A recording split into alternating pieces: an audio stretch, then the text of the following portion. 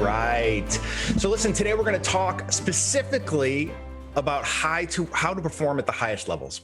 Whether you're in school, whether you're just getting out of school, no matter where you are, you want to perform at the highest levels. And so that's what we're going to talk about today, because it's going to serve you no matter where you are in your life. And so let's get right to it. My first question that I have to ask you is this. The question is, what drives high performance? What do you think drives high performance? You know, when you're thinking through that, when you think you might have the answer, what I want you to think about is this, because this is the challenge. Some of you are looking at that going, what the bleep is that, right? But the truth is, this is what we love to call, my friend Tamsin Webster, who is a brilliant speaker and author who just released her book called Find Your Red Thread. She calls this the Duck Bunny Challenge, right? So some of us look at this and see a duck, and some of us look at this and see a bunny. And when we're going to talk about high performance, this is where the challenge lies, because when we want to perform at the highest levels, most of us are going to try to change our behavior to make that happen. But here's the thing. High performance doesn't really have anything to do with behavior. The ability to achieve sustainable high performance in your life is all based in values. And so let's say for a minute that I've convinced you that it's not behavior, because behavior is designed to change. So you can't base something on it, right? So we're going to base it on values, which are static. They don't change. So you're going to agree with me that that's the case. But this happens to be one of the absolute dreaded double duck bunny problems. And this is where it gets interesting. So when we're looking at this and you realize that it's a values problem, the real challenge is we are constantly being asked to adopt values that aren't ours, rather than building these connections that allow us to use our values to amplify others. You see, I've worked with lots and lots of companies, and you've heard some of them that Ian just told you.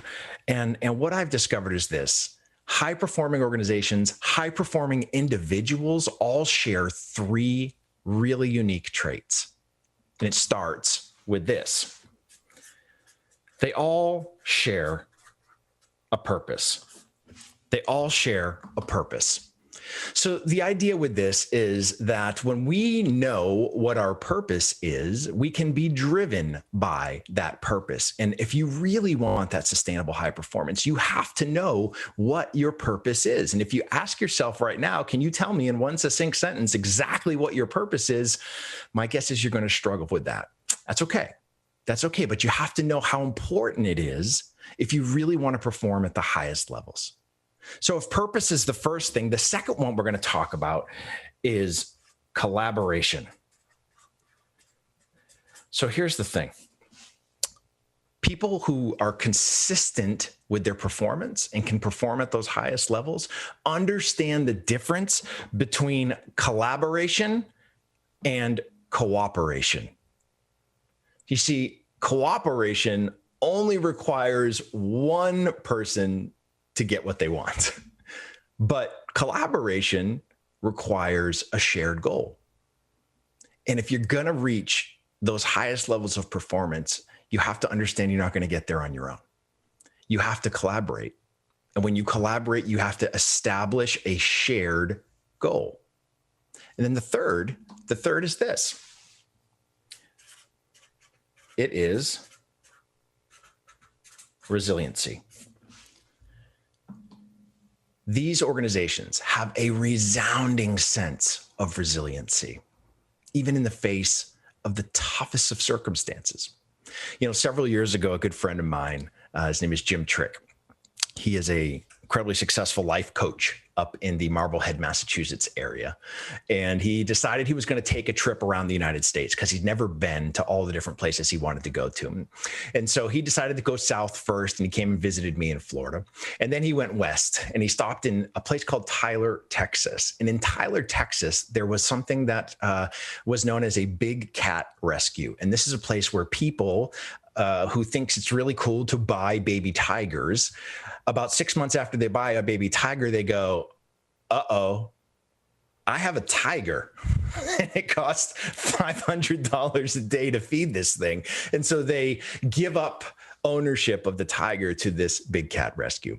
Well, Jim happened to know somebody there. And so they invited him to be an employee for the day.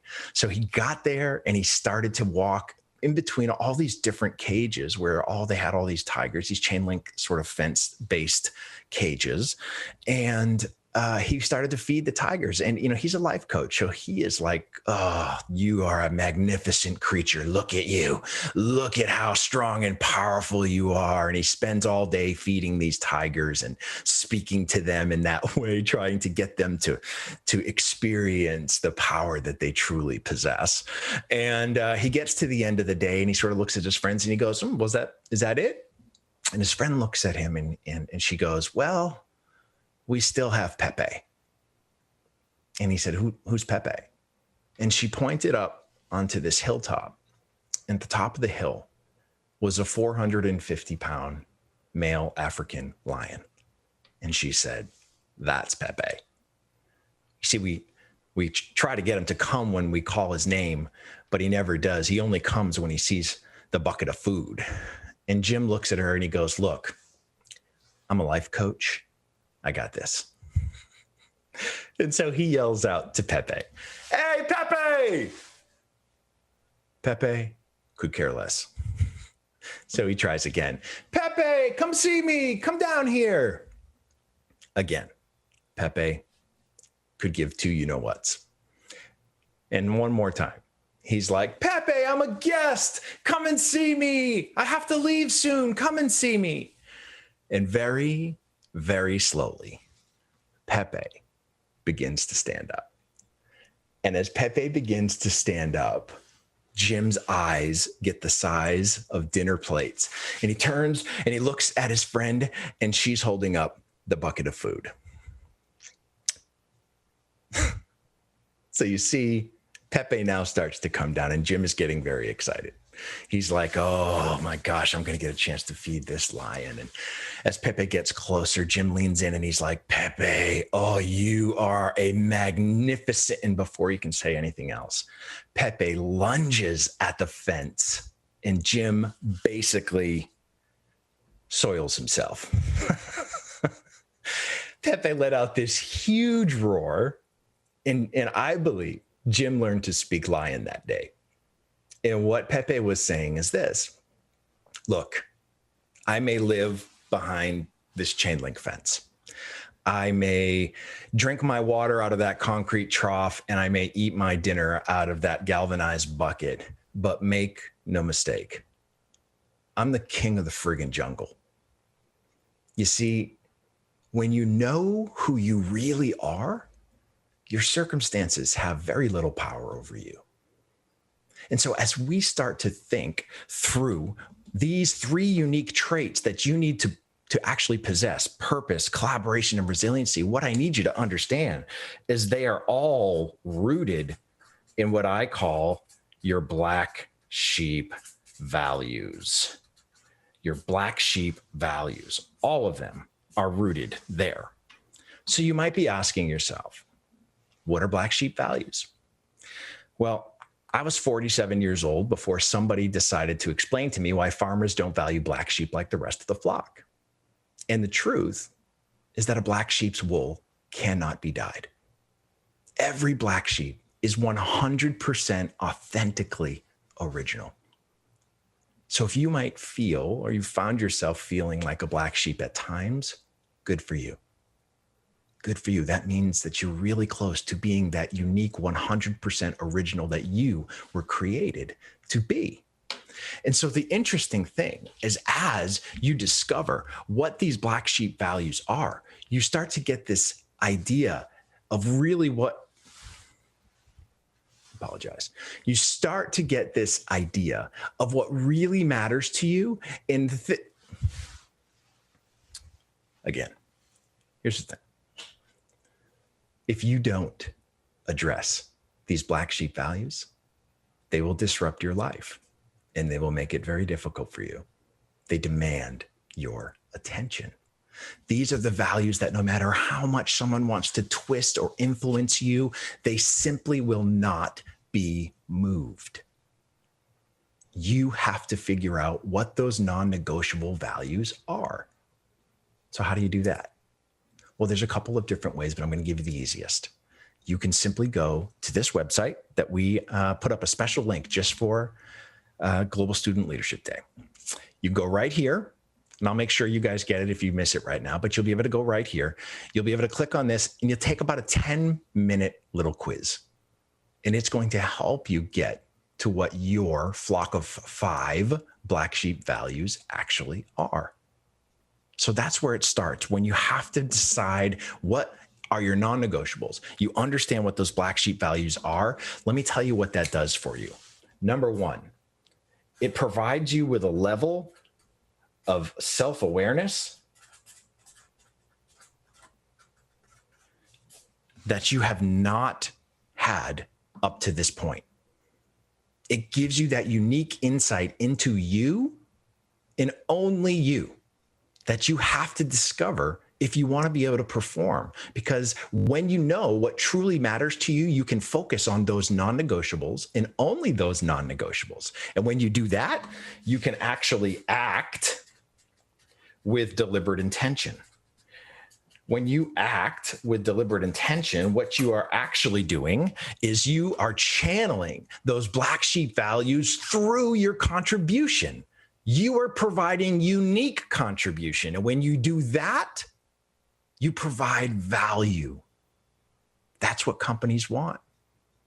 That's what everybody wants. That's what your teachers want. That's what your parents want. That's what your friends want. What is the value that you're bringing to their life? That's what it comes down to. So when you have that self-awareness, when you know what your flock of 5 are, when you act with deliberate intention, well, then it actually allows you to become incredibly adaptable. So when you are incredibly adaptable, you get a chance here. When you know what your black sheep values are, you can choose a purpose that works for you. You can use these values to provide unique contribution. And you can realize that these values are the glue that holds you together when things don't go right. I had somebody ask me recently, what does a values-driven life look like? And my response was this: it looks like Pittsburgh. Some of you are going, I've been to Pittsburgh and I don't want my life to look like that. Here's the thing. Pittsburgh has 443 bridges within its city limits, more than any other city in the United States.